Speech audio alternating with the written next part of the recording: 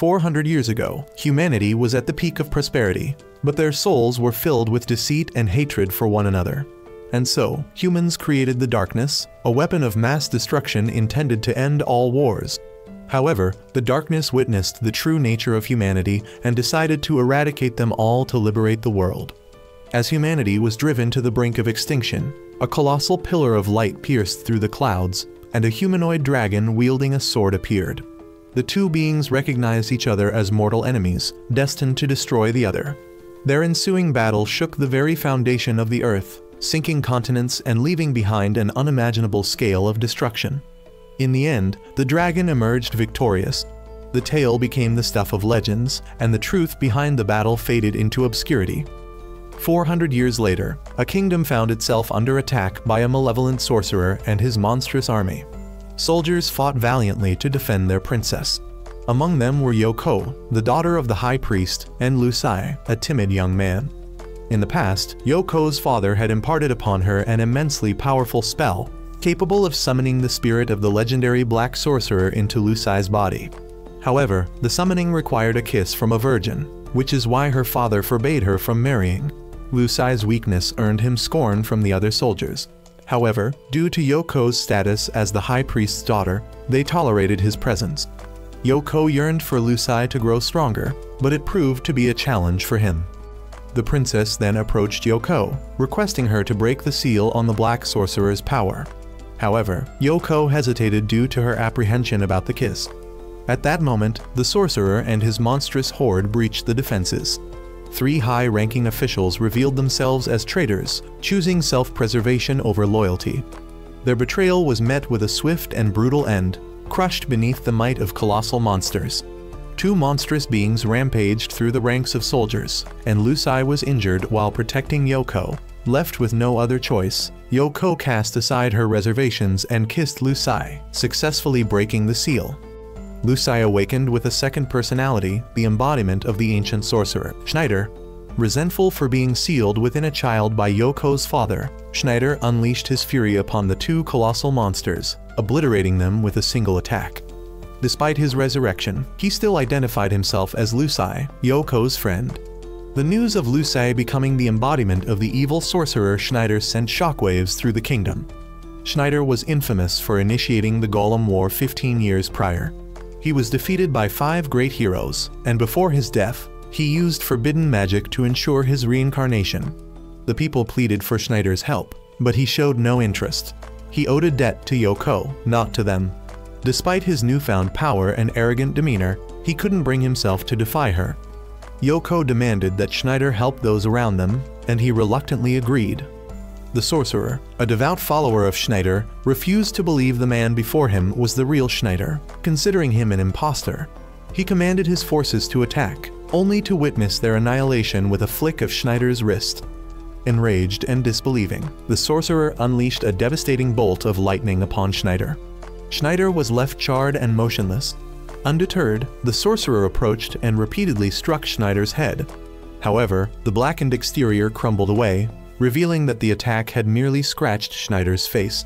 Infuriated, Schneider unleashed his magic, summoning the fires of hell upon the sorcerer. The sorcerer pleaded for mercy, but it was too late. The incantation had been uttered, and he was incinerated into ashes. Princess offered her gratitude to Schneider, but he paid her no mind and instead turned to Yoko, asking her a simple question before vanishing. Yoko chased after Schneider, seeking to know his next course of action. Schneider decided to tell Yoko his plans. First, he would exact revenge on her father for imprisoning him. Next, he would wage war to conquer the world, eliminating anyone who dared to stand in his way, sparing only Yoko as promised. Despite knowing he was a demon, Yoko found herself developing feelings for him. Schneider, noticing her conflicted emotions, leaned in and kissed her. Suddenly, his demeanor shifted, and Schneider reverted back to Lusai. Yoko realized her kiss might be the key to sealing Schneider away once more. Meanwhile, the sorcerer's followers received news of their master's demise, killed by high-level fire magic that only one person could wield. They dispatched a spy to uncover the identity of the sorcerer's killer. That night, Yoko was plagued by nightmares of Schneider breaking free, murdering her father, and amassing an army of monsters to conquer the world. She woke up startled to find Lucai in her bed, sneaking a cuddle. Unbeknownst to them, a monstrous hydra was approaching the kingdom. The next morning, during breakfast, Yoko noticed a dark cloud approaching. Her father arrived, explaining he was needed at the castle, and that in a worst-case scenario, they might have to awaken him again. At the palace, a messenger delivered dire news. A neighboring kingdom had fallen to a horde of sorcerers and monsters, who were now marching towards their own. As the situation grew increasingly desperate, the high priest arrived with Yoko. The princess thanked Lucai for his past assistance, but Yoko, knowing Lucai had no memory of his time as Schneider, suggested it was best not to press the matter. The high priest suspected that the enemy was plotting to resurrect the ancient being of darkness. Suddenly, soldiers rushed in, reporting a hydra attacking the city. Hydras were creatures of the wilds, and their presence in the human realm indicated someone was controlling it. The palace fell into disarray.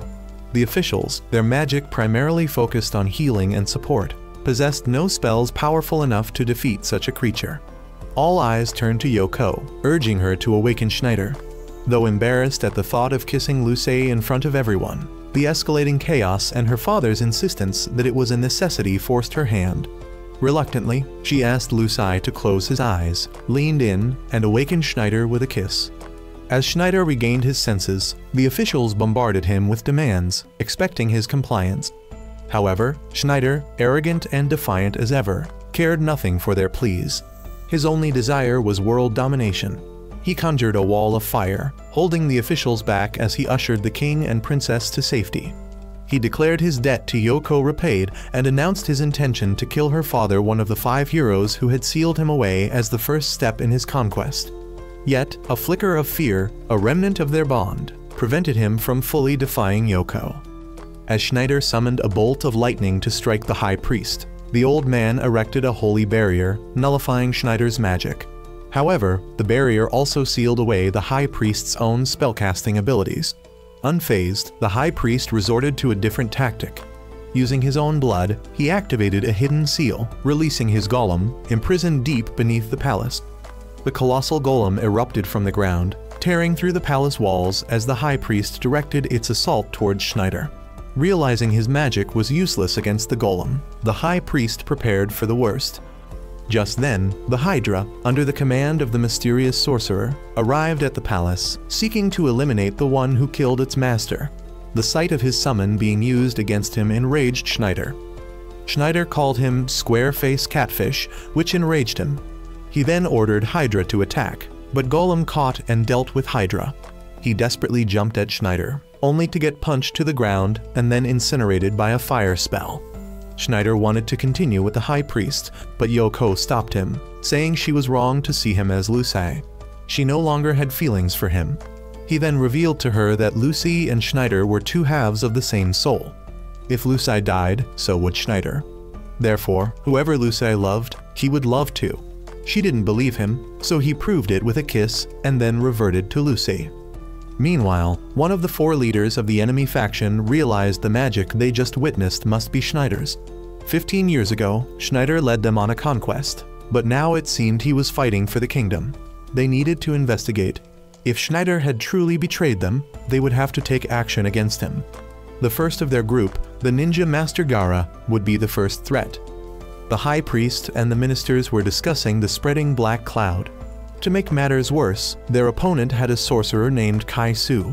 It was said that Kai Su was Schneider's closest confidant, and his power was no less formidable than Schneider's. At that moment, Kai Su went to see what they had just obtained from under the seal in the place they had just captured the Head of Darkness. Soon, they would continue to conquer other places. Once they broke through the remaining 2 kingdoms, they would be able to break the entire seal and resurrect the darkness. The ministers were again considering awakening Schneider due to the greater threat approaching. But Yoko argued that it was too dangerous and that she and Lucai were not their tools. The ministers acknowledged they were pushing her too hard and agreed that bringing Schneider back was too risky. She then brought Lucai home, where he decided to do laundry. As she sat lost in thought, Yoko heard Lucy being bullied again and ran to his rescue. She couldn't believe that a child so kind could possess half of the soul of such a violent and cruel being. That night, the two went to bed, unaware of the tension within the palace walls. Suddenly, Gaara and his ninjas infiltrated Yoko's home, slaying the guards. He barged into her room, attempting to take her hostage. He demanded information about Schneider, but she refused to divulge anything. Enraged, he strung her up, threatening to punish her unless she talked. As Gaara was about to make good on his threat, Lucy woke up. Yoko reassured him that everything was fine, urging him to go back to sleep. But Lucy had seen enough. He saw Gaara lifting Yoko's skirt, and Schneider was forced to resurface. He demanded Gaara remove his hands from his woman. He informed Gaara that the two forced awakenings had weakened the seal, allowing him to seize control while Lucy slept. Gaara, surprised to find Schneider residing within a child's body, took Yoko hostage. Realizing the high priest was returning, he summoned a dragon and fled with Yoko. He intended to use her as leverage to force the high priest to hand over Schneider. Gaara returned to his base with Yoko while Lucy was taken back to the palace. The high priest, unsure where to find another magic-wielding maiden, was offered a solution when the princess volunteered herself.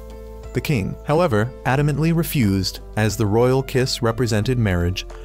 But the princess wouldn't allow her father to be fixated on such outdated traditions.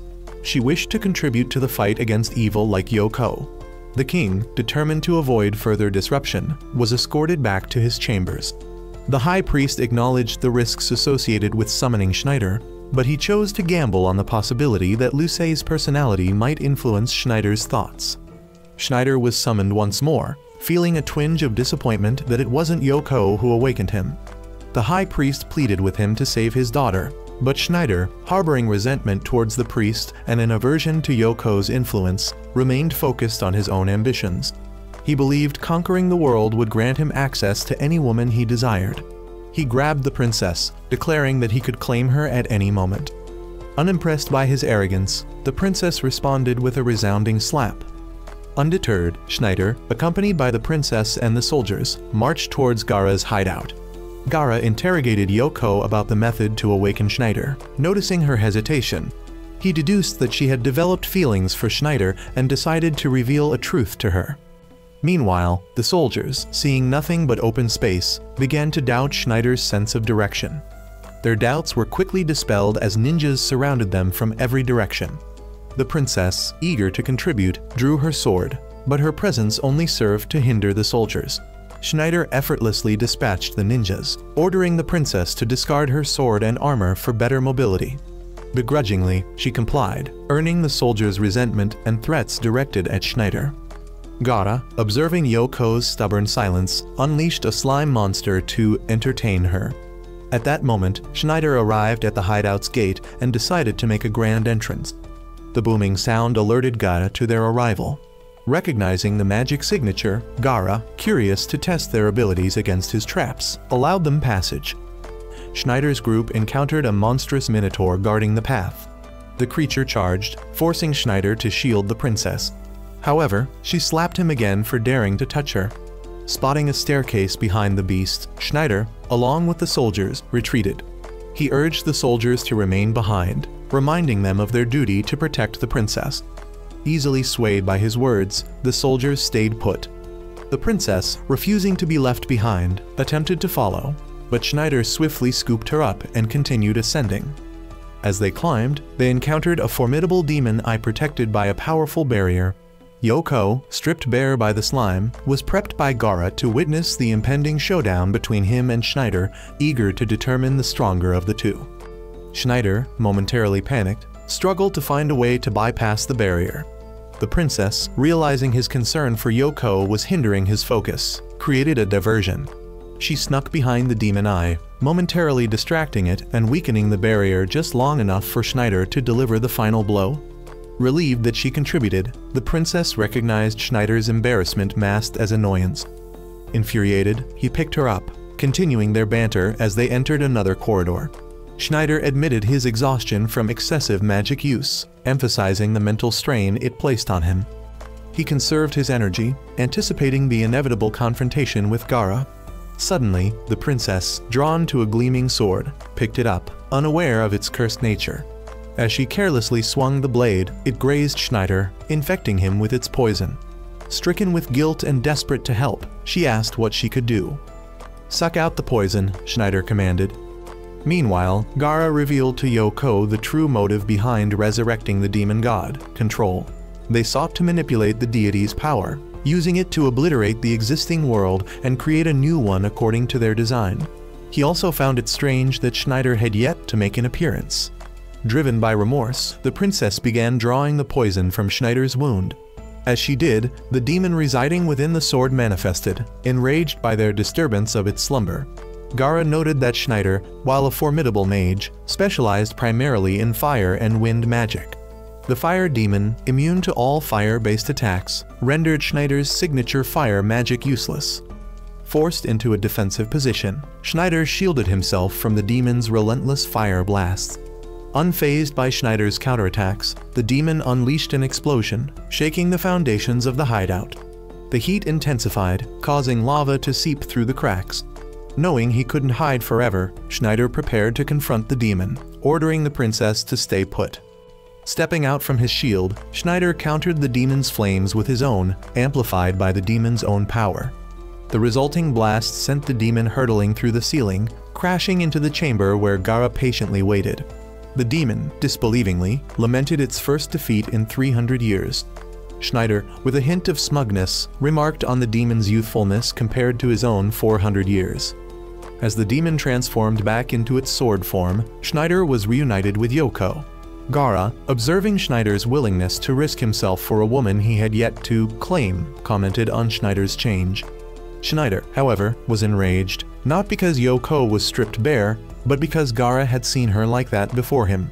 Amused by Schneider's jealousy, Gaara readied himself for battle. He predicted a swift victory. In a battle between mage and swordsman, the one who lands the first blow holds the advantage. However, as soon as the fight began, Schneider was caught off guard by Gaara's unexpected long-range attack. Gaara pressed his advantage, engaging Schneider in close combat. Schneider parried the blows, creating distance to cast a fire spell. Gaara charged through the flames, severing Schneider's hand. Despite the injury, Schneider unleashed his magic, severing one of Gaara's hands in return. Gaara narrowly dodged the full force of the spell, knowing a direct hit would be fatal. Both, consumed by rage and determination, prepared for the final clash. Gaara, aiming to shatter Schneider's resolve, taunted him with lies about his exploits with Yoko. Yoko vehemently denied his claims, while Schneider, indifferent to the truth, cared only about defeating Gaara. As Schneider began chanting a spell, Gaara countered with his own long-range attack. Schneider deflected the attack, causing both spells to collide in a catastrophic explosion that ripped through the hideout, reducing it to rubble. Gaara and Schneider then emerged from the rubble, both of their arms reattached by Schneider. Gaara, seeing a change in Schneider, went to look for the dragon hatchling. The princess returned the hatchling to Gaara, acknowledging Schneider's barrier had saved both the girls and the dragon. Gaara admitted defeat, while the princess found Schneider's potential for change surprising, despite his cruelty. Schneider then received a scolding from Yoko, which made Gaara laugh, seeing the once cruel Schneider being bossed around by a girl. As the princess, feeling like an imposter, was found by her soldiers, Gaara revealed that another army had attacked their kingdom while they were away. Suddenly, the dragon spoke to Schneider, expressing belief that he hadn't forgotten it after 15 years. Meanwhile, Kai-Su, strategizing, received news of Gaara's fortress falling and his betrayal. Suspecting Gaara was tricked into following Schneider, Kai-Su sent one of the 4 heavenly kings, Ni, to deal with Schneider, believing he was ruining them. Ni, also commanding the army attacking the palace, received a plea for negotiation. However, the high priest knew it wouldn't be easy, their opponent being a heavenly king. Ni, refusing to forgive opposition, ordered the envoy killed. Suddenly, a message from Kai-Su arrived, ordering her to kill Schneider. Shocked, she returned to camp to rest. Ni then encountered Schneider in an illusion. He noted she hadn't changed much, being a dark elf.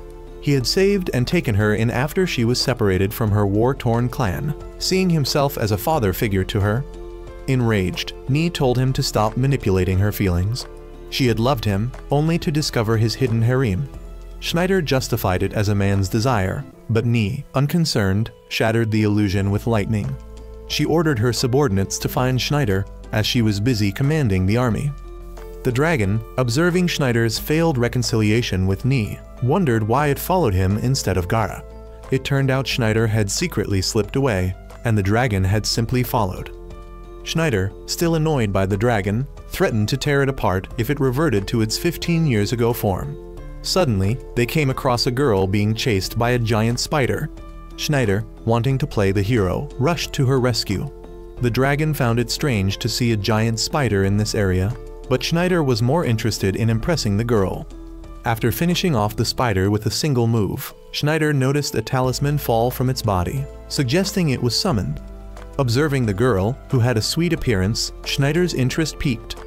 She led Schneider back to her home to express her gratitude. He deduced she was likely a lord's daughter. The dragon, sensing Schneider's perverted thoughts, got swatted away. That night, after dinner, Schneider retired to his room. The dragon found it odd that this place remained peaceful despite the ongoing war. Schneider, not in the mood for idle chatter, silenced the dragon. Suddenly, the girl entered, offering herself to Schneider as a way of thanking him. Not one to refuse such an offer, he readily accepted. The dragon, sensing a trap, got pelted with a pillow by Schneider for interrupting. As Schneider removed his shirt, he noticed bruises on the girl's shoulders from armor. Before he could react, she slapped a talisman on him, and he was ensnared by a giant spider. She introduced herself as Ari, a trusted subordinate of Nie. With his magic disabled, Schneider found himself at the spider's mercy. However, to Ari's shock, he was sitting behind her. He had used an illusion to trick her, blurring the lines between real and fake. He whispered sweet nothings, playing on her emotions. Having never experienced kindness except from her master, Ari quickly fell for Schneider's manipulation. The dragon, realizing the situation, urged for a scene change, declaring this wasn't an adult film. The next morning, Schneider decided to set off again, and Ari informed him that Nie still hadn't forgiven him and that there was another assassin ahead. She feared Schneider would die, but he promised they would meet again. As he left, Schneider slightly regretted only lightly biting Ari's ear the previous night and not going further, feeling a bit remorseful now. Nie, hearing that Ari had let Schneider go, realized it was a disaster another person had fallen for Schneider's charm. Schneider didn't care whether someone was a friend or foe. Any girl who touched him would be immediately captivated. Nie considered Schneider the most dangerous person for girls. Soon after, Schneider encountered the assassin Ari had warned him about. This person was Kai Han. Schneider, noticing he appeared to be a man, asked the dragon who was more handsome, him or Kai. The dragon couldn't decide, so Schneider kicked it away. The monsters Kai had brought charged at Schneider, who instantly wiped them out with a single move. Kai then confronted Schneider, asking where Ari was, not believing she would betray them. Schneider told him that Ari had fallen for him and that he had already slept with her. Enraged, Kai attacked with a slicing move, but Schneider dodged using an illusion and struck Kai with an explosion. Kai also used an illusion to dodge, forcing Schneider to draw the demon fire sword from before to block the attack. Schneider counterattacked, shattering Kai's armor, revealing her to be a woman. However, Kai, confident she was second only to Nie, launched an attack and began to petrify Schneider. Schneider, not pleased, thought if he were to be petrified, he would prefer a more stylish pose. Schneider didn't like the idea of being petrified. If he had to be turned to stone, he wanted to be in a stylish pose. He then realized this was an ancient spell, and to break it, he needed to know which god had cast it. If he could identify the god, he could ask a deity close to the caster to help undo it. With dozens or even hundreds of gods, figuring out the one who cast this spell would take more time than he had. Kai, not wanting him to remain intact in stone, aimed to shatter the statue, fearing someone might come along and revive Schneider. Just as she was about to launch her attack, Ari summoned spiders to block it. She had fully devoted herself to Schneider, choosing to protect him, believing Schneider was stronger than all the 4 heavenly kings combined. She vowed to defend Schneider, even if it meant opposing her master. Kai destroyed Ari's spiders and was determined to kill both of them. She inadvertently mentioned the name of her deity, giving Schneider crucial information to break the petrification spell. Schneider, smug about his good looks, disgusted Kai, who continued her assault. However, Schneider revealed that the deity she had a pact with was subordinate to the gods he had allied with, rendering her spell ineffective. He then fired an arrow, causing Kai's clothing to start flying off. He mentioned he was going easy on her because she was a woman. But at that moment, she summoned a Kerzea, a monster she controlled through a crystal. It could exhale a gas that caused petrification, and since the gas wasn't magical, Schneider had to avoid breathing it in. Schneider tried to pull Ari in the opposite direction of the wind to avoid the gas, but when the monster wasn't releasing gas, it would stomp with its feet. After a while, Schneider's arm was petrified. Ari, in an attempt to protect Schneider, stood in the way of the gas, causing it to blow back towards Kai. She dropped the crystal in her haste, and the monster went out of control. Now regaining his confidence, Schneider found it easy to handle an uncontrolled monster. With a single explosive move, he dealt with the creature. Confident that Kai now owed him, he was surprised when she asked him to kill her, saying he would regret it if he didn't. Schneider told her she could try to kill him whenever she liked. Schneider then helped her by absorbing the toxic gas from her system. He asked Ari to take care of Kai while he continued his journey. Kai warned him about Ni's final subordinate, a count with immortality techniques and the strongest of them all. Schneider thanked her for the information and set off. Schneider thanked Kai for the information and set off. Meanwhile, Kai began to understand Ari's feelings for Schneider. After traveling for a while, Schneider realized he had used too much magic, and the seal of Lucy was getting stronger. He then transformed back into Lucy, leaving the dragon unsure of what to do. Meanwhile, at the palace, the princess had returned. The high priest informed her that Yoko had gone out with the soldiers to find Schneider. The soldiers had been overwhelmed by the numerous monsters, but Gaara and his 2,000 ninja troops arrived to help defend them. Lucy and the dragon were wandering, looking for Yoko, when Lucy accidentally discovered Yoko bathing in a lake. Yoko shouted with joy, causing the soldiers to rush in to check the situation. This time, she screamed for real and chased them out. Indeed, kids have their privileges. The soldiers were surprised to find out that the little boy was actually the black magician, Schneider. They then wondered about the dragon, and Yoko remembered its name was Lars. The soldiers were shocked because Lars was the name of the princess's brother, who was bestowed the title of Dragon Knight and was also one of the 5 heroes who defeated Schneider years ago. No one knew if Lars was dead or alive because he disappeared after the battle. They suspected that this dragon was the reincarnation of Prince Lars. Meanwhile, the count who was mentioned earlier by Kai had received news that 2 of Ni's subordinates had been defeated by Schneider. He was determined to prepare thoroughly, confident that Schneider could not defeat his immortal body. To further enhance his power, he needed the blood of virgins. Among the girls brought to him by his despicable subordinates, one had already been defiled. Enraged, he drained the blood of his subordinate as punishment. At the same time, a werewolf was also hunting young women. Yoko, who was putting Lucy to sleep, sensed a strong demonic aura and alerted the soldiers to prepare. They confronted the werewolf, who effortlessly knocked them down with a single swipe. Finding Yoko appetizing, he was about to devour her when Schneider woke up. Schneider insulted him, calling him a mere dog. Enraged, the werewolf lunged at Schneider, but even when punched, Schneider felt no pain and retaliated with a powerful blow. He then pinned the werewolf to the ground and decided to show him his magic. He used his ultimate move, Hellfire, and with just a flick of his wrists, he severely burned the werewolf. The terrified creature begged the count for help, making Schneider realize that the only one who could command a werewolf was a vampire. He wondered why an immortal being like a vampire would serve Ni and suspected that the count was collecting the blood of virgins to increase his power, aiming to overthrow both Ni and Kai Su. He demanded answers from the werewolf, promising to spare its life if it confessed. But just as it confirmed Schneider's suspicions, it was brutally killed with its head crushed underfoot. Yoko then confronted Schneider for leaving and for turning back into Lucy. She also demanded to know the names of the 2 girls he had mentioned earlier, threatening to either make him talk or deny him sleep. Slightly intimidated, Schneider asked for some time. The count, who had been observing the whole time, realized that Schneider had not fully revived and was still sealed within the boy's body. He recounted how Schneider had rebelled against the 4 kingdoms with his 4 disciples, and that Schneider grew stronger with each reincarnation.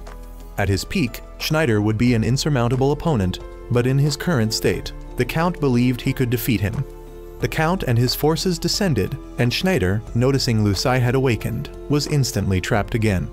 Learning another crucial piece of information, the Count ordered his men to capture both Lucai and Yoko immediately. Taken back to his castle, the Count gloated at how easily he captured the legendary magician and also gained 3 virgin girls as a bonus. Besides Yoko, the other 2 were Ari and Kai, who had also been captured and brought there. Kai still despised the Count as she did in the past. Both she and Ari had pretended to be captured to be brought before him. They had already broken free from their restraints. Enraged by his subordinates' incompetence, the Count drained his blood once more. He was confident that by consuming the magic-infused blood of both girls, he would become even more powerful. But the 2 girls quickly combined their talismans and swordsmanship to attack him. Despite taking the full brunt of their combined attack, his regenerative abilities were too powerful. Kai drew out a crucifix and garlic to fight him. He pretended to be afraid, but it was only to catch her off guard and capture her. He began to drain blood from Kai's hand, believing that it would make him stronger than both Ni and Kai Su. Ari interjected, placing her faith in Schneider to stop him. The Count simply scoffed at her hope, pointing out that their only hope was locked away above. He then revealed the truth about Schneider's seal to the girls. Lars finally understood that the High Priestess had implanted Lucai's personality into Schneider's reincarnated body. Lucai's personality was stronger and had completely dominated Schneider for the past 15 years. This was evident in Lucai's easy control, while Schneider could only take over when Lucai was asleep. The Count mocked the girls, stating that once he dealt with Schneider, their threat would be gone, and he would become the most powerful. Up above, witnessing the scene below, Lucai unleashed his power. Meanwhile, Gaara was leading the soldiers against the monsters, launching a giant dart to clear a wave of enemies. He wondered what Schneider was doing at that moment. Schneider was struggling to wrest control from Lucai after seeing what the Count had done to his girls. However, Lucai was still too strong. The Count sighed in relief, seeing Schneider was still trapped. He moved towards Ari to drain her blood, but Yoko kicked him in the face, infuriating him. He turned to attack her in a rage. This, however, was the final straw for Schneider. Enraged at Yoko being targeted, Schneider finally broke free from his prison to confront the Count. He declared that the Count would pay for laying a hand on his Yoko and attacked with a combination of lightning and ice magic. However, even after the magical assault, the Count appeared unscathed. Believing himself truly stronger than Schneider, the Count charged, firing a beam from his eyes. The 3 girls watched in horror as the beam seemingly struck its target, leaving behind only Schneider's arm. Ari, determined to protect Kai, stood up to fight, but the Count simply laughed at her, claiming her hope was already gone. But as he laughed, Schneider's voice joined in. He revealed that the one struck by the beam was not him, but one of the Count's own subordinates. The Count, realizing his mistake, tried to turn and fire again to avoid being hit. But his subordinate was caught in the crossfire. Schneider, standing protectively in front of Yoko, absorbed the Count's attack and fired it back. The Count, believing he had dodged the attack, suddenly realized the sun had risen. The sunlight struck him, burning him to ashes. Despite his power, he was still vulnerable to the sun. Lars, believing Schneider had dealt with the Count, was surprised to see a bat emerge from the ashes. Schneider quickly caught the bat, knowing that if it reached its sanctuary, the Count would resurrect in 2 days. He took a piece of the bat's wing to perform a spell. This spell would be implanted into the bat. If the Count tried to possess it again, the spell would activate, killing him and transforming him into a leper, unable to ever resurrect again. The Count screamed in anger and despair, while Schneider only laughed. The Count's remaining forces fled. Schneider then helped Ari retrieve Kai, instructing her to take her to the temple for healing. He then checked on Yoko to see if she was hurt. The 2 girls questioned him about the other girl. Schneider simply stated that Yoko was the one he had chosen, while Ari was still pending. Gaara, meanwhile, had defeated all but the last of the monsters. Kai Su, observing everything, was shocked that Schneider had managed to manipulate almost all of their subordinates. The remaining member of the 4 Heavenly Kings, Abigail, suspected that Ni might betray them because of her father, Schneider. If Ni dared to confidently claim she wouldn't betray them, he would use the same magic that Schneider had used on her. She challenged him to use the magic on her to prove her willpower. Abigail then cast the spell on Ni and warned her to behave or she would turn into a toad. Kai-Su later thought that Abigail was overreacting, but Abigail explained that Ni had lived with Schneider for 100 years and was closer to him than anyone else, making her recent actions necessary. Kai-Su knew that Schneider was a cruel man to both his enemies and subordinates, but he hadn't killed Gara or Ni's 3 subordinates. What had changed Schneider in the past 15 years? Abigail realized that Schneider's army and Kai-Su should split up to break the 2 other seals while Ni held Schneider down. To revive the darkness, they needed Schneider's heart. If Ni wanted to live, she had to kill Schneider. If Schneider wanted to save Ni, he would have to sacrifice himself. No matter the outcome, one of them would have to die. Schneider and Yoko bid farewell to Ari as she would take Kai to get treatment. As they got on the carriage, Ari knew that she would never gain Schneider's affection, but hoped he would remember her. Yoko then warned Schneider against toying with others' feelings, and that once he decided to pursue someone, he had to be loyal. Meanwhile, Gara encountered Ni. She confronted him about why he had betrayed them, and he replied that he was happier with Schneider. They then unleashed their most powerful sword techniques. Gara realized that Ni's sword was one of the strongest legendary swords, the Thunder God Sword. His sword was also a legendary sword, but not as powerful as hers. Gara then held his sword in his mouth and launched a barrage of kunai. He then launched a giant dart to force Ni to jump, and his dragon attacked her, giving him an opportunity to strike a fatal blow.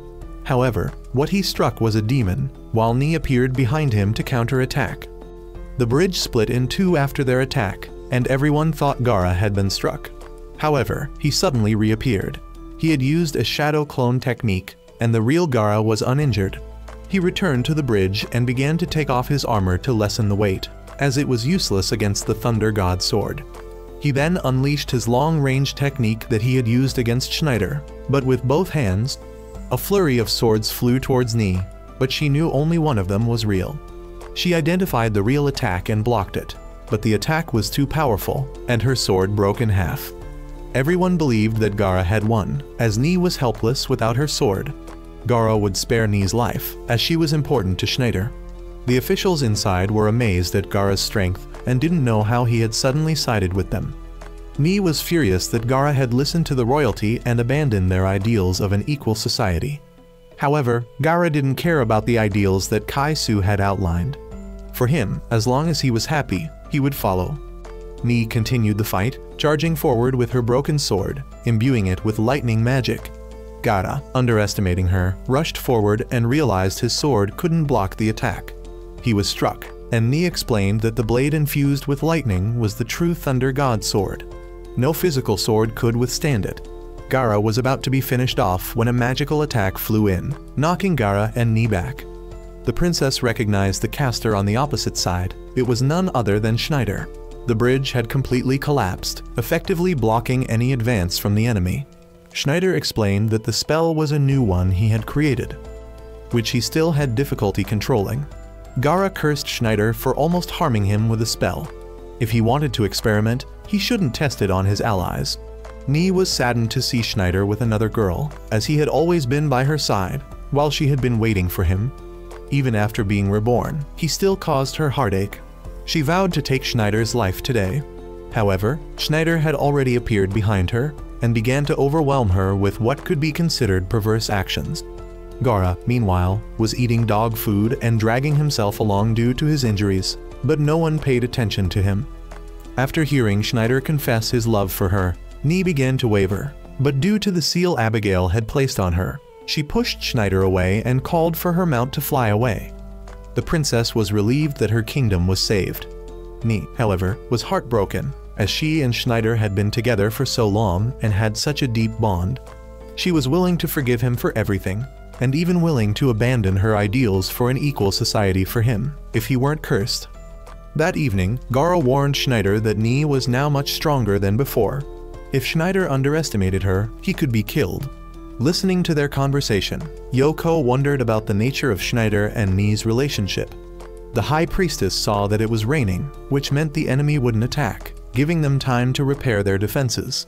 Yoko went to the mess hall to personally distribute food and encourage the soldiers. Everyone was cheered up by Yoko distributing food, except Schneider, who was only given a small portion. He couldn't accept this and tried to eat quickly to ask for more, but Yoko still gave him very little, causing him to become furious. The two argued, with Yoko's anger stemming from Schneider's constant flirting with other women. Schneider argued that it was no big deal, and that all the handsome men were dying off. In the end, Schneider couldn't win the argument and conceded defeat. Everyone was terrified of Yoko, as she had complete control over the Dark Sorcerer. That night, the princess and the high priestess went to visit the oracle, a woman with the ability to see the future. The high priestess asked her to examine the seal on Schneider, as he had awakened twice while in Lucé's body, and most recently had transformed back into his sorcerer form without Yoko's kiss. It could be seen that Schneider used the power of his will to break the seal. However, someone as wicked as the old Schneider wouldn't have been able to convince the goddess to loosen the seal. The real reason was that Schneider had now changed, becoming someone who understood love and successfully persuaded the goddess to loosen the seal. Suddenly, the old woman foresaw a vision of Schneider losing his heart and dying. Gara noticed Yoko seemed worried and told her that it would be tough for Schneider to defeat Ni now. Both had equal strength, and if they fought, whoever ran out of energy first would lose. While the old Schneider wouldn't have cared, the current Schneider was too kind-hearted. Yet, this kindness made Schneider more approachable than before. Yoko went to Schneider and overheard the princess warning him about his death, as she had seen in a vision. Schneider was surprised the seer was still alive and dismissed all her warnings, confident that someone as handsome as him could never lose, let alone die. The high officials thought he was up to something, but the princess chose to believe him because he had protected the kingdom many times and she didn't want him to shed more blood for this place. Schneider laughed at this, saying his goal was still world domination and that he was rebuilding his army for himself. Meanwhile, the seer and the high priest discovered a surge of hateful magic within Ni recently, and it seemed she had used this storm to blind them.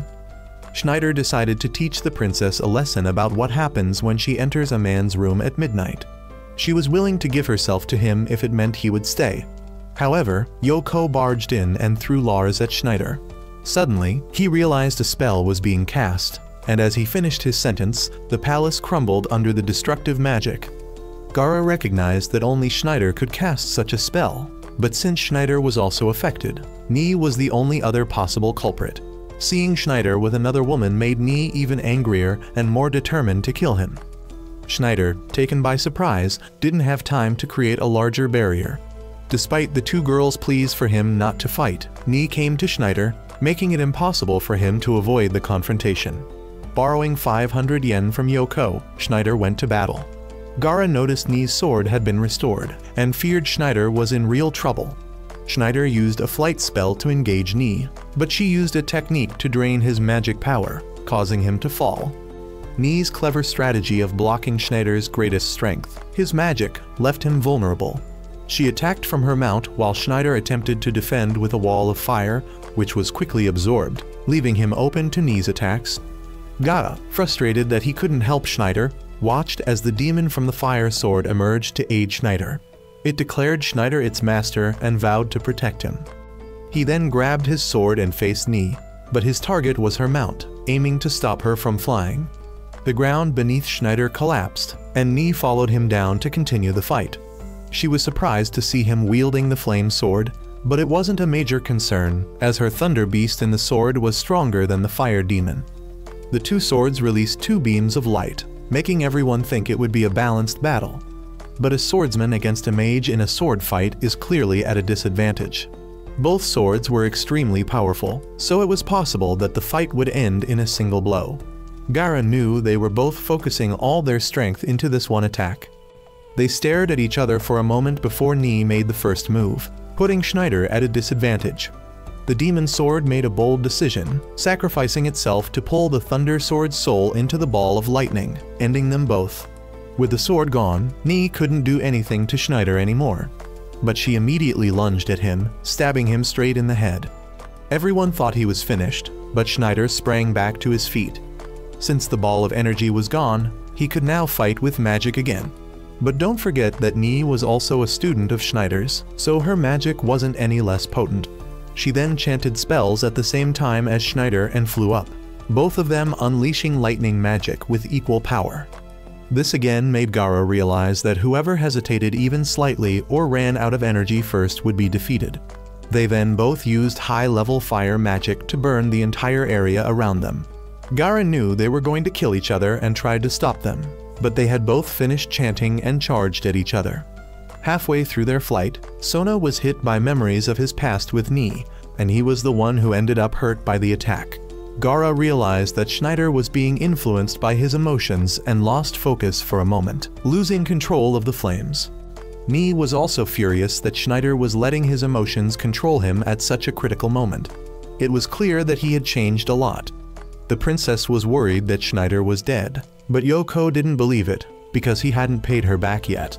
She had taught Schneider that you always have to pay back anyone you borrow money from. Then, from the wreckage, Schneider returned stronger than before. He bragged that he wasn't weak and there was no need to worry, but in reality, Schneider had suffered quite a few injuries. Ni was still not going to give up and was determined to take Schneider's life. But he stood up and said that he still loved her. But she wasn't fooled because Schneider had said that to every woman he met. She then summoned a bunch of lightning spirits. This was a double-edged sword because they would attack their master if they lost focus. Schneider had no choice but to summon fire spirits to counter them. The two chased each other again, and Schneider couldn't understand what her ideals were and why she and Kai-Su were so obsessed with them. She said she wanted to create a peaceful society, which Schneider found ridiculous. He thought that war and conflict were inherent to humanity, and the peace she desired wouldn't last long.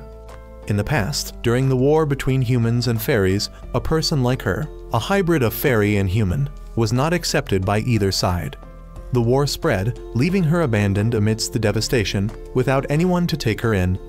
This led her to desire the creation of a society where individuals like her could find a place to belong. However, Schneider approached her, reminding her of their first meeting and the subsequent 100 years they spent together, filled with joy. She acknowledged that those 100 years had been like paradise to her, but due to the curse on her hand, she was forced to push Schneider away. Abigail reveled in this situation, while Kai-Su felt otherwise. Losing Ni would leave only the two of them to face Schneider. Ni still believed Schneider was trying to manipulate her, leading to another fight. Gaara noticed the unusual behavior of the fire spirit, suggesting that Schneider was reaching his limit. Despite this, Ni continued to attack Schneider, believing that she was merely an adopted daughter to him, a whim of his. However, to her, Schneider was both her savior and the one she loved most. She punched Schneider away, hoping he wouldn't get back up, but he persisted, while the curse continued to consume her. Her electric spirits began to act outside of her control, attacking Yoko, causing Schneider concern. Nevertheless, Ni remained stable. The spirits then targeted both her and Schneider, but she managed to shield them with a barrier. She pretended to maintain control, deceiving Schneider to retrieve Yoko and use it as a threat. Schneider made a serious decision, and they both cast a supreme spell that he hadn't mastered yet. This was ultimate destruction magic, capable of leveling the surrounding area. Ni concealed her curse to keep it from Schneider, and as the spell unfolded, Gaara perceived her to be at a significant disadvantage. Yoko, unwilling to see them destroy each other, told Gaara to do something, but interfering would mean certain death. They couldn't hear them anymore, and the spell, once cast, couldn't be retracted. In the midst of the attack, Schneider heard Lucai's voice, who urged him to witness the suffering of the woman he loved. He realized her curse and recognized Abigail's hand in it. Lucy knew that Ni, unable to live in a toad's body, desired to die at his hands. As she prepared to surrender, Schneider, enraged with Abigail, redirected the spell away from her. The beam of light soared towards the sky. Afterwards, he arrived before Ni, determined to grant her freedom. With a direct strike, he pierced her and extracted her heart, right in front of her eyes. This action successfully lifted the curse. Everyone was shocked by Schneider's actions. The prophetess acknowledged the fulfillment of her prophecy. Yoko, overwhelmed, fainted, while Ni could only mourn Schneider's loss. Abigail reveled in this outcome, as the threat was eliminated. With Kai-Su, he began the process of dismantling the two barriers protecting the neighboring kingdoms. On Kai-Su's side, he simply froze the entire kingdom, rendering it incapable of resistance. Abigail, on the other hand, unleashed his army of undead to sweep across the remaining kingdom. Yoko approached Schneider's corpse, unable to do anything but leave a kiss on his lips before departing. Lars arrived, sharing with Schneider that he had been searching for a worthy successor to his former Dragon Knight title. Ironically, it was Schneider, his former opponent, who was deemed the most suitable candidate. Suddenly, Schneider's body began to glow, transforming him back into Lucé. Meanwhile, Kai-Su and Abigail were nearing the completion of their task to revive the Dark God. The king, sensing this, understood that if the Dark God was resurrected, humanity would face extinction, just like in the previous world centuries ago. It was that destruction that led to the emergence of monsters, forcing humanity to unite and fight for survival. He resolved to inform the princess about the seal they possessed. Gara, having recovered, was aware of the impending Great War. He believed they could handle bones and undead, but if something worse emerged, they would have to face it. He thought Nee must be devastated by Schneider's death, but she hadn't contemplated suicide as atonement. Her priority was to fight for revenge. Abigail, confident in their ability to resurrect the Dark God, boasted that they had obtained the majority of its body. Only the brain, controlling its thoughts, was missing. Gara advised Nee to use the destructive spells she had employed in the previous battle. However, one spell required the lightning sword, and the other could only be used during a full moon. Nee discovered the enemy commander, a being with the strength of the vampire count, possessing immortality, armor harder than any sword, and extreme resistance to magic. Meanwhile, Abigail initiated the Dark God's resurrection without the need for the brain. Lars discovered that Lucé had reverted back to Schneider just as the Dark God opened its eyes. Schneider also awoke. The High Priest, gazing at the night sky, realized that the two seals had been broken and that something was happening to Schneider. Nee formulated a plan: eliminate the commander, leaving Gara and his ninja army to deal with the undead. Once the commander was defeated, the High Priest would use his undead slaying techniques to take care of the remaining ones. Yoko arrived, and together they witnessed Schneider's heart being restored. The Dark God's resurrection, along with the surrounding evil energy, gradually revived Schneider. Gara and Nee found themselves unable to inflict any damage on the commander, and they were thrown away. The commander revealed that the Dark God's revival had amplified the strength of those born from darkness, including him and Abigail. However, he remained unaware of another who had been strengthened. That person, though regaining his heart, was still without a heartbeat. Yoko leaped forward and slapped Schneider's face, waking him. She threatened to leave him if he didn't get up, prompting him to wake up in fear. The High Priest noticed that Schneider was indeed stronger than he had been 15 years ago. Gara and Nee acknowledged Schneider's return, but the commander informed them that they couldn't defeat him. He was a creation of the dark sorcerer Dosi, conjured through a summoning spell. The demon armor provided by Abigail, combined with the bodies of 100 strongest warrior corpses, made the commander practically invincible. Undeterred by his boasts, Gara and Nee combined their strongest techniques to attack the commander. However, their combined assault didn't even leave a scratch on the undead warrior. Dosi, smug and contemptuous, mocked Nee and Gara, then ordered the commander to kill them. Just as the zombie warrior was about to deliver the final blow, Schneider suddenly appeared, beating him to death despite wearing a sturdy demon armor. Not satisfied, Schneider also cast an explosion spell to blow away the commander and the annoying necromancer. Gara was very happy to see her teacher and close friend still alive, while Nee couldn't contain her excitement and ran to hug the one she loved. Having defeated the zombie legion, Schneider was hailed as a hero by the people of this country. Everyone thought Schneider was resurrected, but the High Priest and Lars knew that the awakening of the evil god had activated the power of darkness, so he had gained such overwhelming abilities. That night, Schneider disguised himself as Santa Claus to sneak into Yoko's room to return the 500 yen he borrowed from her. But she woke up and demanded more interest. But Schneider said he had no more money and was going to pay with his body, resulting in Yoko hitting him in the face with a spiked mace. Abigail was furious when he heard that his subordinates had been defeated by Schneider. He immediately ordered other warriors to go to the kingdom to cause chaos. The one sent this time was the one-eyed demon who possessed the demon mace, a weapon of destruction in Abigail's trio of demonic weapons. The one tasked with controlling the one-eyed demon was the drunken dwarf, who ordered his subordinates to wreak havoc on the city and slaughter the people of the kingdom. Just as the dwarf was about to harm a girl, Schneider appeared to give him a beating. Angry at being disrespected, the dwarf sorcerer ordered the one-eyed demon to attack Schneider, but it was quickly defeated by Schneider's lightning cannon spell. However, the wound that Schneider inflicted on the one-eyed demon suddenly healed. Not only that, it also transformed into a much more grotesque form. The one-eyed demon then used the demon mace to slam into the ground and create pillars of stone rising from the ground to bury Schneider. But such a trivial tactic didn't make someone who claimed to be handsome and cool like Schneider have to struggle. He easily escaped from the pile of rocks and used fire magic to burn the demon again. But the mutated demon healed its wounds and transformed into a new, more powerful form thanks to the evil god cells being injected into its body. Realizing the immense danger, Gara was about to jump in to help her friend, but Schneider refused her help. The one-eyed demon used the fully charged demon mace to strike the ground, causing part of the city to be destroyed in the blink of an eye. Schneider also dodged that destructive attack. He noticed that the one-eyed demon's body was starting to reject the evil god's grafted tissue, so Schneider had an idea. He asked Ni and Gara to join the battle and buy him some time. They all unleashed terrifying attacks to push back the demon, and when Schneider was done, he created a flame from forbidden magic to burn the demon. It created a barrier and Schneider kicked the dwarf inside it, so he would disappear forever.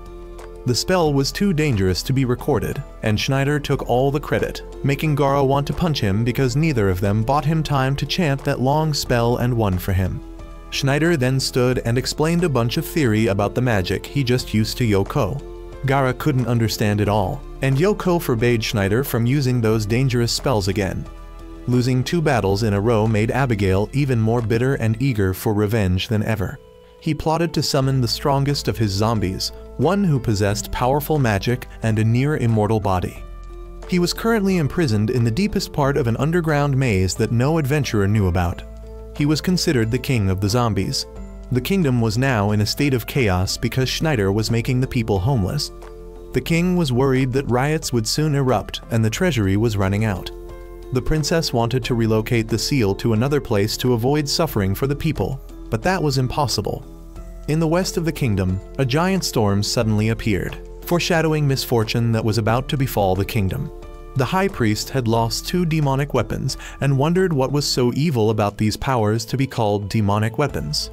Gara was also feeling better and thought that Ni no longer had her magical sword, so she wasn't as strong as before. But she didn't want to rely too much on the sword. She also felt that Schneider had changed because of Yoko. The storm swept across the land, spreading death wherever it went. The last thing the people saw in the storm's eye was a death god with bright red eyes. Schneider was lying down while Yoko was cleaning his ears, and she missed Lucy, so he decided to let her see him for a while. But before he could unlock the seal, Gara ran in and reported a major incident. Schneider looked out the window and saw the storm heading towards them, and the death god had already arrived at their doorstep. The high priest said that there were countless evil demons in the world, but the most terrifying were the immortals. With their powerful magic and mystical secrets, they were far superior to humans. He wondered how human society could create such beings. We then learned that the death god outside was one of those immortal demons. His name was Lick. 50 years ago, the 4 royal families who guarded the 4 seals all originated from the purple royal family. That kingdom used to have a temperate climate and fertile land. However, overnight, purple turned into a swamp where even grass couldn't grow. According to ancient records, there were 4 people who became Lick thanks to the immortality spell.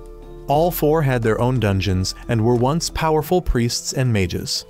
Exactly 50 years ago, in that dungeon, a fool went to test the explosion spell. The shockwave from that spell was so powerful that it freed the Lick and caused the entire kingdom of purple to turn black in one night. You don't need to say the name of that fool. Yoko knows who it is. Schneider, Gara, and Ni now proactively went out to fight the Lick. Gara didn't understand how Abigail could persuade the Lick to fight, even though Lick's power was greater. Schneider explained that he had destroyed the Lick's dungeon before, and Abigail used that as a bait to lure the Lick to take revenge on him. Even though Schneider used magic to create a fire barrier surrounding the city to stop the advance of the black smoke, the Lick wasn't afraid of the fire at all. He walked through the flames as if nothing was happening. Schneider went crazy and provoked him, making the Lick reveal that he wasn't here for some petty grudge from the past. Next, the death god cast a spell to summon hundreds of evil spirits.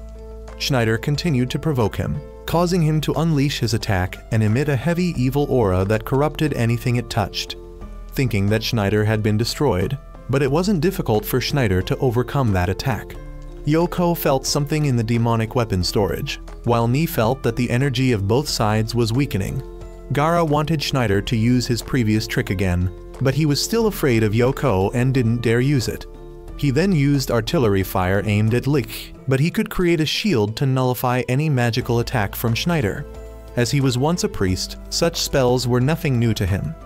Using the shield would have prevented him from using magic, but he had another way: the Satan Ring. The final artifact in the set of 3 was his last resort. He chanted a spell and created a black hole to suck Schneider into it, aiming to transport him to another dimension. Schneider warned the others not to get near, fearing they'd be sucked in too. The High Priest and Lars recognized the black hole required immense magical power to sustain. The High Priest felt his own magic being drained. He realized it was the second effect of the demonic mace absorbing magical energy and transferring it to the ring. Yoko and Lars immediately rushed to check on the warehouse, while Ni, seeing Schneider about to be pulled away, didn't hesitate to dive in to save him. The black hole's immense pull and Lich's mocking words forced Schneider to let go to save Ni. Gaara arrived and tried to hold Ni back, but she dropped her sword and followed Schneider into the black hole. At the same time, Yoko unexpectedly encountered Abigail in the vault where the demon armor and demonic mace were stored. After witnessing his comrades being sucked in, Gaara remained determined to stop the Lich, no matter the cost. Abigail revealed to Yoko that the 3 artifacts had combined to create a black hole, and Schneider was undoubtedly gone. However, even facing one of the 4 heavenly kings, Yoko stood her ground, boldly confronting Abigail. Her confidence even seemed to intimidate him, as she confidently declared that Schneider wouldn't be so easily killed. Gaara, still believing Schneider and Ni were alive, decided to fight Lich with the power of the Holy Sword. He unleashed the ultimate technique, Demon God Sword, and charged towards the Death God with incredible speed, aiming to cut him down. However, the technique had no effect on the immortal being. Lich teleported behind Gaara, chanted a spell, and blasted him into a rock. Gaara survived thanks to his armor, but he knew another hit would be fatal. Left with no other choice, Gaara had to resort to the secret power of the Holy Sword, hoping for a slim chance of victory. The Holy Sword, passed down through generations of legendary swordsmen, possessed the true ability to dispel demons and evil. But using this power meant the user would be drained of their life force, leading to death. Despite knowing the cost, Gaara was determined to use this destructive technique to save his comrades from the endless prison. As he was gathering power, Gaara was struck again. His body was pushed to its limits, but he still managed to stand. With incredible dexterity, he manipulated the Holy Sword, unleashing fiery strikes at the demon. However, Gaara was still pushed back. The demonic mace had absorbed half his strength, rendering his attack insufficient to kill Lich. Additionally, his heavily injured body after using the forbidden technique would make even a light touch from the Death God enough to send him to his end. Fueled by unwavering determination, Gaara launched another attack with the power of the Demon Sword. This time, the attack's power was enough to overcome Lich's immortality. However, the cowardly Death God used the power of the Satan Ring to regenerate, unaware that it would open the prison. From within the prison, Ni's lightning beast emerged and lunged at the Death God, biting his shoulder. Following close behind were the Blazing Sword and Schneider, along with Ni. Enraged by Lich's audacity in hurting his dear friend Gaara, Schneider, clutching the Blazing Sword, charged forward and turned Lich to ashes. Lich lamented that he hadn't been able to discover the power beyond the evil god. As the battle concluded, Schneider gave a farewell to Gaara, preparing to send him off to his final slumber. Unbearable by Schneider's indifference, Gaara returned from the dead and scolded him. Schneider, seeing that the sword had drained Gaara's life force, didn't utter a single prayer or offer any solace.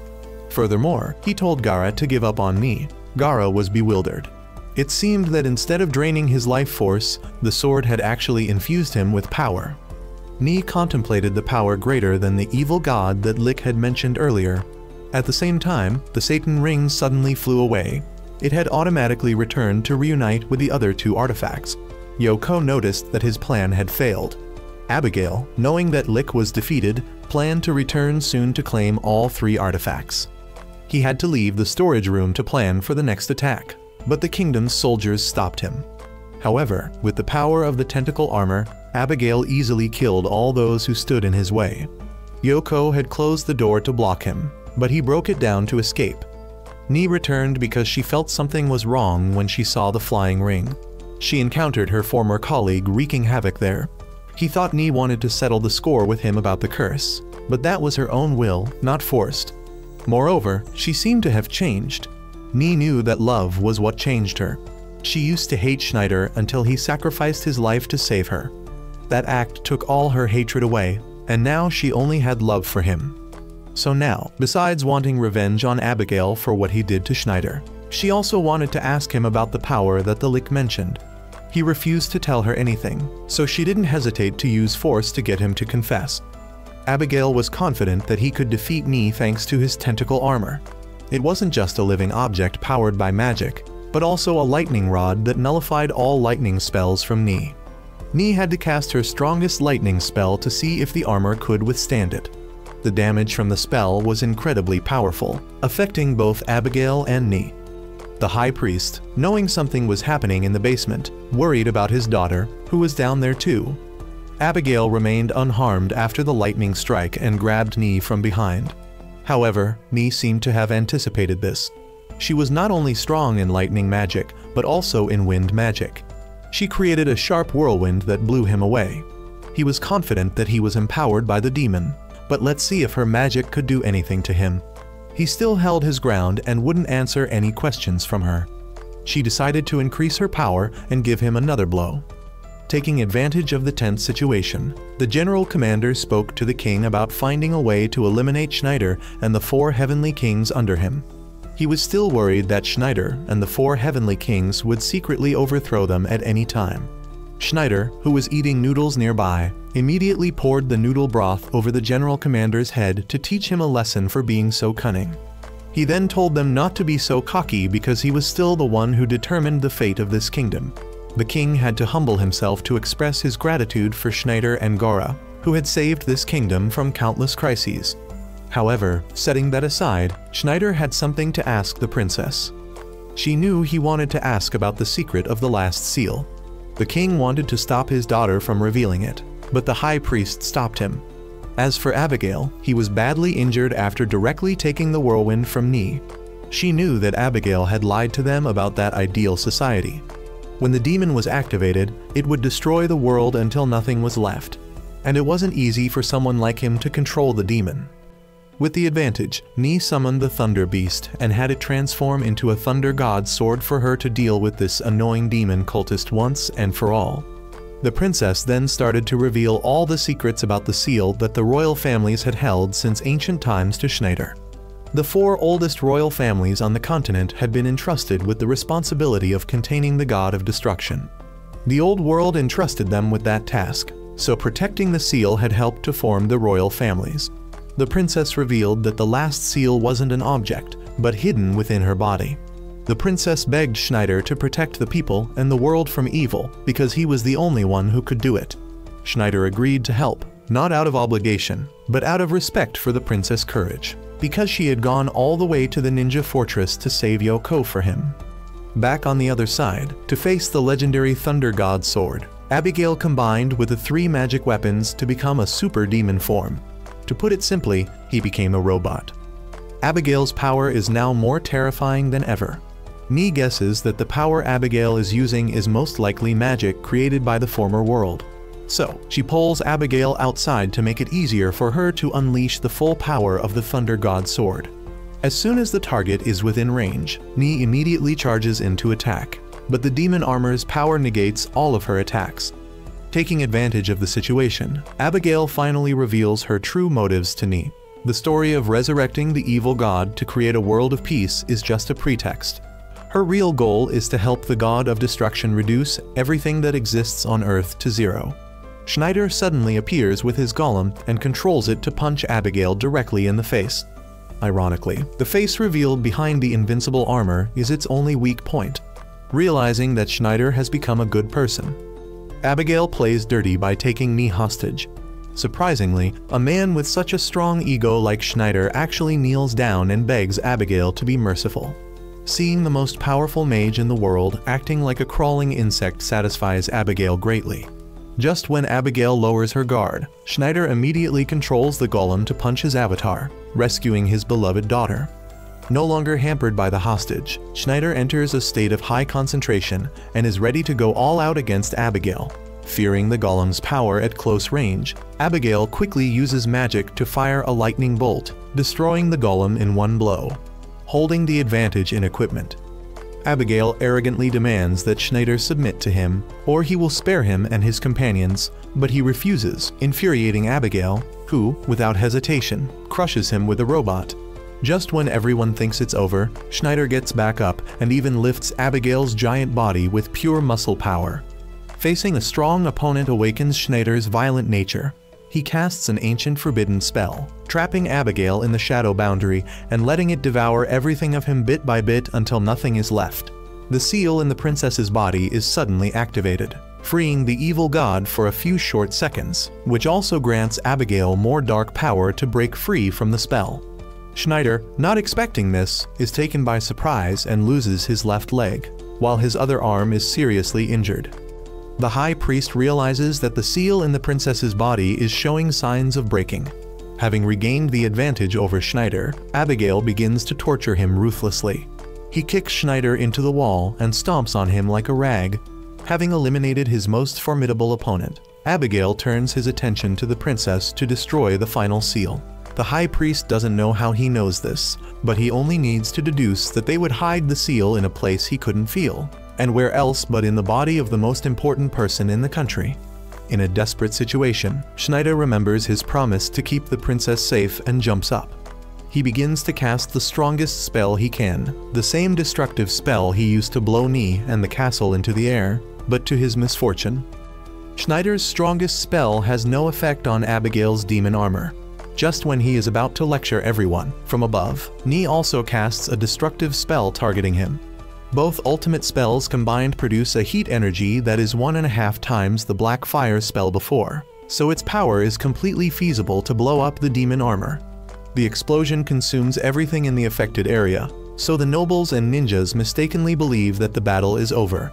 However, from within the dust cloud, Abigail's savage laughter rings out to extinguish everyone's hopes.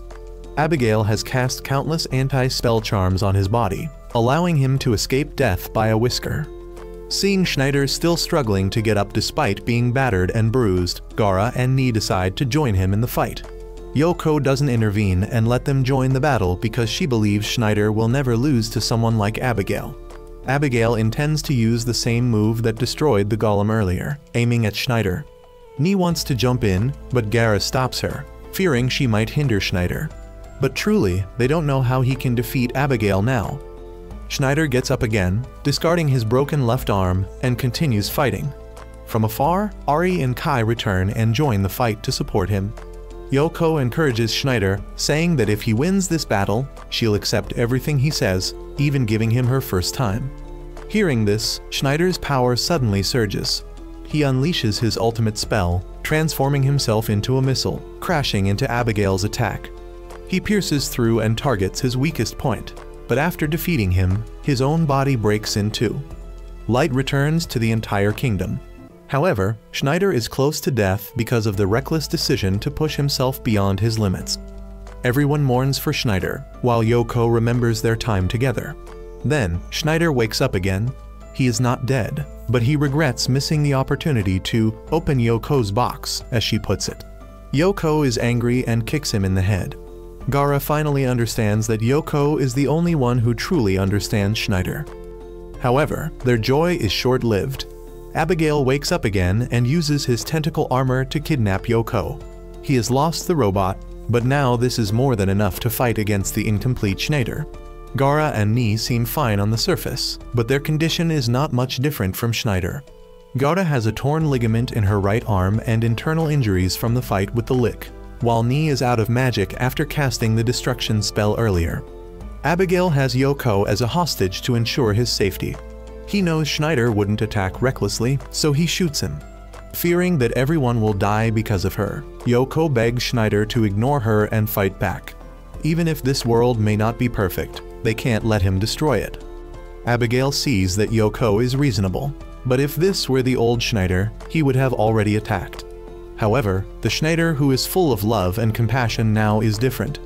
The High Priest also knows that between the fate of the world and his daughter's life, the choice is easy for ordinary people, but not for Schneider.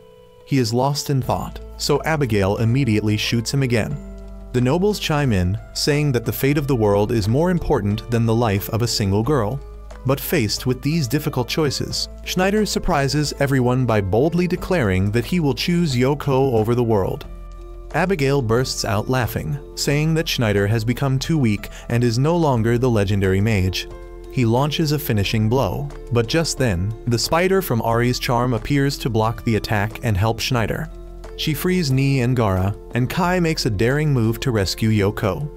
Abigail is furious as his plans are repeatedly thwarted, but he still can laugh because his tentacle armor has the cells of the god of destruction. He has borrowed the power of the evil god to create an army of undead to surround Schneider's group. Those who can wield swords charge into battle, while Ari stays behind to protect Schneider. Together, they fight and defeat many of the undead, but they are constantly being recreated through the evil god cells. To help Schneider's group, the kingdom's soldiers and Gara's ninja force join the battle. The strategy of overwhelming the enemy with sheer numbers is soon extinguished by Abigail when he decides to merge the undead into a giant super undead. Seeing an easy target, Ni quickly uses lightning magic to strike the enemy. However, the damage is too weak because she has exhausted her magic power beforehand. Abigail launches a barrage of bullets to wipe out almost all of the main force. At the same time, Schneider's key members have reached their limits. Gara has lost an arm, Ni is seriously injured in the leg, and Ari uses spiders to shield Schneider. In his hazy dream, Schneider sees Lucai, who proposes that he save the kingdom they both love. However, Schneider rejects the suggestion, claiming that the world and women have always been in his grasp, and he won't let that bastard Abigail turn him into a fool. Schneider wakes up again, bringing hope to everyone. He decides to take Abigail's life at any cost, but Abigail enjoys watching him try with his broken body and depleted magic. Everyone advises Schneider to give up and save his own life, but only Yoko, who understands him best, encourages him to defeat his enemy. Suddenly, fire spirits gather and create a temporary body for Schneider. With this literal hot body, Schneider manages to threaten Abigail. He realizes that Schneider is also being empowered by the evil god. Kai-Su doesn't understand the meaning of the evil god's shouts, but it seems like they are resonating with something. Abigail now understands why Schneider was willing to sacrifice himself to save Ni, because he knew he would be empowered by the evil god. After all, he was the closest to the evil god, the former commander of the Dark Army. He talks too much, so Schneider punches him. Enraged at being interrupted, Abigail orders the giant undead to attack. But now, Schneider can easily block them. He casts a spell, and Abigail wants to break it, but a fire demon interrupts him, helping Schneider. He unleashes a destructive spell, forcing Abigail to merge more undead into the giant to take the extra burden. However, Schneider simultaneously casts a second spell, transforming himself into a missile and piercing through the giant. He then proceeds to incinerate Abigail's tentacles and punches him repeatedly. However, Abigail still has an ace up his sleeve, a ring that he has been taking hits for so he can use it to suck Schneider into a black hole again. But as he pulls out the ring, Schneider throws his fire sword, pinning him to a rock and preventing him from using magic. Schneider then collapses from exhaustion, whispering his final words to Yoko and closing his eyes. Everyone thinks he's dead, but his hand secretly gropes Yoko's butt, forcing her to swat it away. Their joy is short-lived because Abigail reappears somehow, probably another one of the illusion spells we've seen throughout the film. Yoko steps forward to protect Schneider and realizes that the spot where Abigail is standing is about to collapse. She rushes over and pushes a rock down on him, causing it to fall on him.